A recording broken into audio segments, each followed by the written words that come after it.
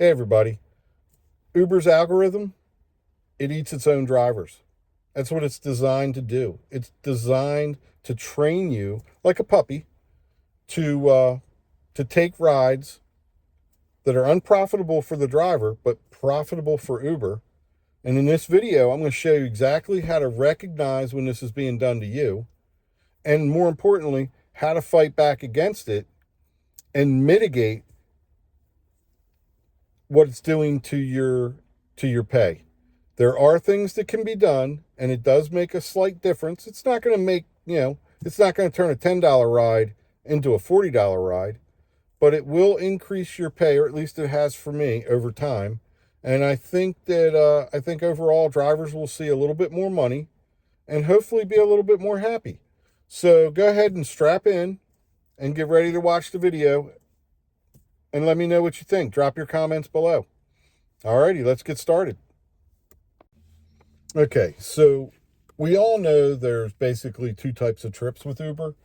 I guess you could say three when you count reservation rides. But for the most part, what we're going to be talking about today is going to be the trip radar versus the direct requests that come up on your screen, and how Uber has used, they've applied specific conditioning and compliance techniques to train us as drivers to want to accept those trip radars very quickly, so that you don't have a minute to sit there and say, okay, what is the pay per mile? What is the pay per hour? How far away is it? How far am I driving? Things like that.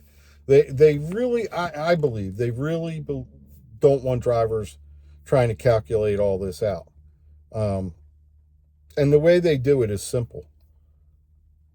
Many of the rides that come through, and this is all based on my experience, and like I said, I've been doing this almost 12 years now, so it's been a while. But based on my experience, I'll get a trip radar, and let's say the trip radar is for $12, and it's going, I don't know, anywhere between 10 miles and 14 miles. It really depends on what they offer you per mile. But let's just say they send you out a trip radar, and it really doesn't matter how far it's going, for $12.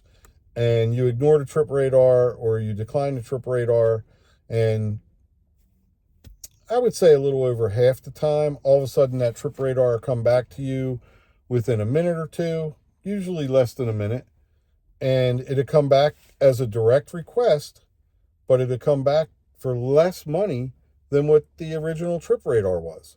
So if the trip radar came through at 12, you might get the offer on a direct request for, like $10.98. They usually drop it a little over $1. And, it'll come back to you at, let's say, $10.98. But now it involves your acceptance rating. And I know so many of us like to say, I don't care about my acceptance rating. I ignore it, and a lot of drivers do. I try to ignore it. I mean, my acceptance rating is like a ping pong ball. It is up and down, up and down. But here's where the acceptance rating is important, and I believe this is the psychology behind all of this, is if you're going to drive at the airport, you need to have a high acceptance rating. Because in the airports that I drive in, if you don't have a high acceptance rating and you are not in what's called advantage mode, you are deprioritized at the airport. So not only do you make 5% less on your money, but everybody else is getting requests before you do. You only get what everybody else doesn't want.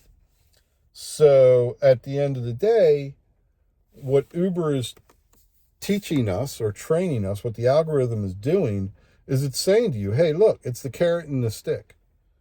If you accept this bad ride right up front, we're going to pay you the money, and we're going to pay you $12. But if you ignore our request, you ignore the trip radar, we're going to offer you that ride at a considerable discounted rate for your pay. So you'll go from, and this is, speculative here, you'll go from $12 to $10.98. And, a lot of drivers are left scratching their heads going, what the heck just happened here? That ride came through as a trip radar for 12, and now it's being offered as either an Uber priority ride or, a direct request, and it's less money. Why? How is this, why is this happening? Well, it's simple. Is because the algorithm is trying to force you or teach you, train you like a puppy, to quickly, boom, tap that screen, boom, tap it. The minute that trip radar pops up, they want drivers just to hit it, plain and simple. And I mean, I don't know for sure because I don't have, 5, 10 other drivers around me. I've never sat down and ordered a ride with five other drivers around. But I have had an experience where I was parked next to a driver and a radar request came up. And this was a while ago when I was doing Uber Black. And the same ride came to both of us. And we were friends. We were sitting there, our windows were down, and we were talking. And neither one of us took the ride because it was a horrible ride. And they actually offered me the ride. If I remember correctly, it was a little over $5 more than what they offered it to him. So, and like I said, this was a while ago, several years ago, actually. And, but I think that was the beginning of Uber using this new algorithm to start seeing exactly what they could get drivers to drive for. Okay. So think about it. If they have 5 drivers all within a radius of a passenger, and they send that request out to all 5 drivers all at the same time on Trip Radar, and it goes out to 3 or 4 of them at $10, but it goes out to one at $9.95, or $8.98, whatever, a little bit lower. It doesn't have to be much. And that driver takes the ride. What Uber has just taught these drivers is you're eventually going to start seeing that's the level. The next time a similar ride will pop up, they're going to say, okay, well, a driver took it. We offered it to drivers at 10, and another driver was willing to take it at 9. We'll start with the 9. Okay. And you might get 3, 4 drivers that say, no, I'm not going to do it for 9. But then there'll be one driver. That's all it takes is one that'll say, okay, I'll do it for 8. So now it's dropped the price even more. And they're using AI to figure all this out. And if there's one thing AI is good at, it's really, really good at figuring out patterns. Okay. And it knows what the driver. So when somebody orders a ride and it looks at it and says, okay, there's 7 drivers in the area, it knows exactly, I would say within 1%, it knows what driver's probably going to take that ride and for what amount they're going to take it for. So now imagine this. So now you got 5 drivers in an area and they send out the ride request to 4 of them at $10. Okay. You've got one driver in the area that took that ride for $8. So now they test. Can they get this driver to go lower? They'll send it maybe to that driver for $7.96, $7.92. That driver is looking at it going, oh, it's $8. It's only a couple cents off. If that driver takes it, boom, it's a new low. Okay. And it sounds crazy because you're thinking, oh, it's only a couple cents, but multiply that times millions of rides per day. And that's where the incentive lies. But there are things you can do. Okay. This is going to sound crazy. There's things you can do, but you have to come up with a plan and you have to stick to the plan. We'll go over that in just a second. Okay. So how exactly do drivers fight back against a giant artificial intelligence algorithm that's being used by so many companies, not just Uber and Lyft? I mean, a lot of companies are using these AI algorithms nowadays. How we fight back is easier and more difficult than we think. First off, sit down and write down a plan. If you only drive Uber X, write down exactly what you're willing to drive for, how far you're willing to drive to a passenger to pick them up. Okay. What I suggest, and I'll give you an example, And after you're done watching a video, you can always go on to like ChatGPT and punch in some numbers and see if you can narrow this down, or really focus in on some numbers. But let's look at it like this. First, define what you're willing to drive for on the platforms that you're driving for. So if you're driving Uber X, you might say, hey, I'm not going to drive for anything less than $1 a mile. If you're driving Comfort, you might say, I'm not going to drive for anything less than $1.25 a mile. XL, $1.50, whatever it is that you decide, you write that down. Then you say to yourself, okay, if I'm doing a ride that is, the person is 2 miles away, and so you have to drive the 2 miles to pick them up, and they're going to be going 6 miles, that's 8 miles total. So if you're driving Uber X, you're going to want to keep that ride at least at $8, or damn close to $8. Okay, really, really close to $8. If you're driving Comfort and XL, you can tick those numbers up a little bit. But when that ride request pops up, you have to be willing to first ignore the trip radar if it's a bad ride. Just let it time out. Don't click it. Let it completely time out. And if it's a direct request, you have to be willing to let that time out as well. The minute that a driver, and I'm guilty of this because I've done it, okay? So I know it's hard to do. Uber's really good at making you feel like you're losing out on something, or you're going to be punished for not taking a ride. They're really, really good at that. And I've done this where a ride pops up and I'm like, oh my God, I got to take it. I'm at the point where I got to take it. Whatever, you know what I mean? You've declined so many rides and you got to take it.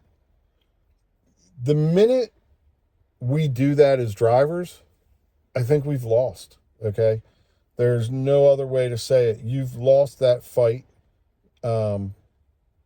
It's not to say you still can't fight back. I mean, the next ride, you can say, you know what? I'm not going to take it. I don't care. I may only be 1/10 of a mile away from this person, but they want me to drive 10 miles and they're only going to pay me $7.96 or $8. I'm not going to drive below the $1 a mile for Uber X, plain and simple. And you just don't take it. And I've done that. I've noticed that when I'm driving during the day and that happens, after a while, the rides do tend to tick up. The prices do tend to tick up. And I think that is a combination of things. One, the algorithm is looking at it like, okay, because the algorithm is looking at everything you do. And they're noticing patterns, and they've seen a pattern that you have turned down a lot of rides today that were borderline, the rides that come through that are just under $1, 96 cents, 94 cents, 98 cents.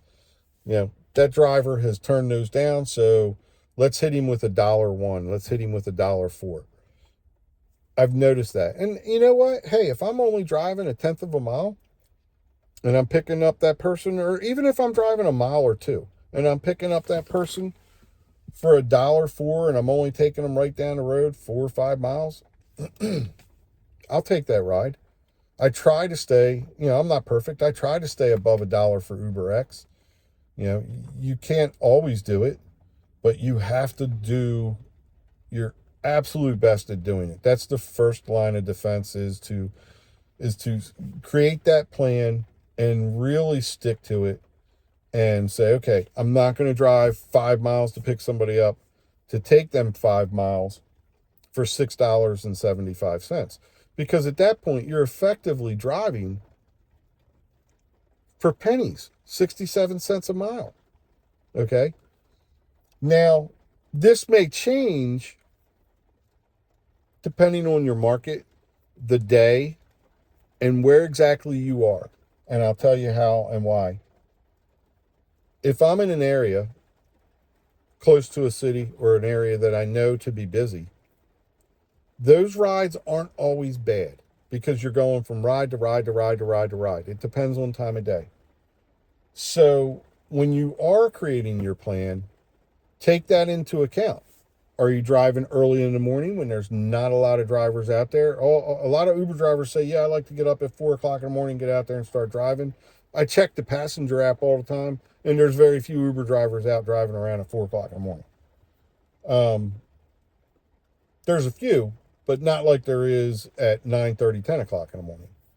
So pay attention to the times that you're driving, pay attention to the location that you're driving, and know what your market is. Know your market value in your city.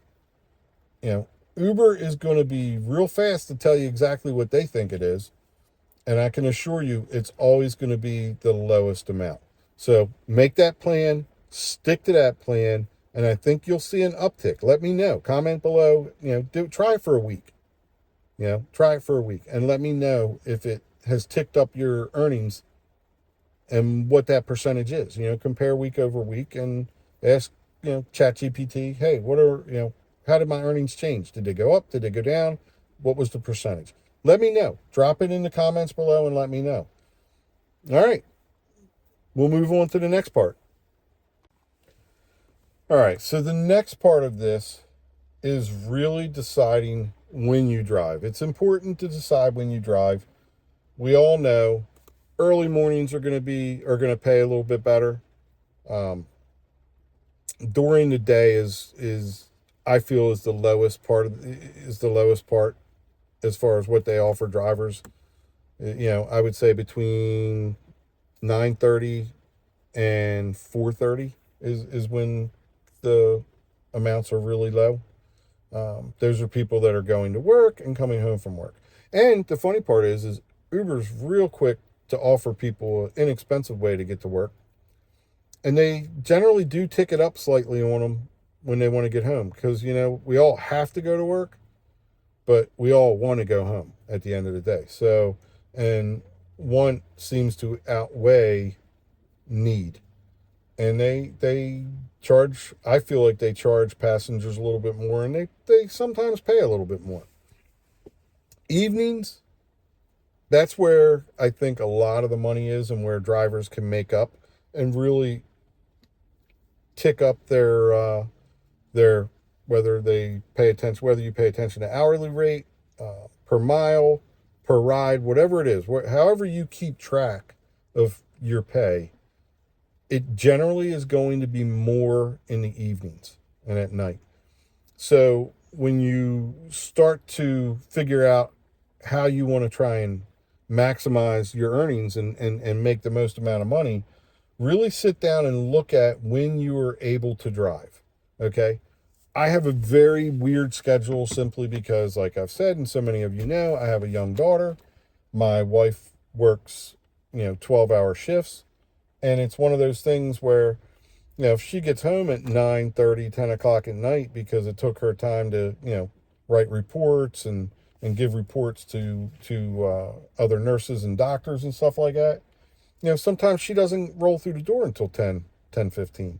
It's not always conducive for me to go out at, 10:30 at night because A, I don't like to drive around drunk people, and B, if you do that during the week, usually those nights are slow. The busy nights are Thursday, Friday, and Saturday from what, I've noticed. And it's one of those things where, again, it's going to depend on your market. I hate to keep saying that, but it's true.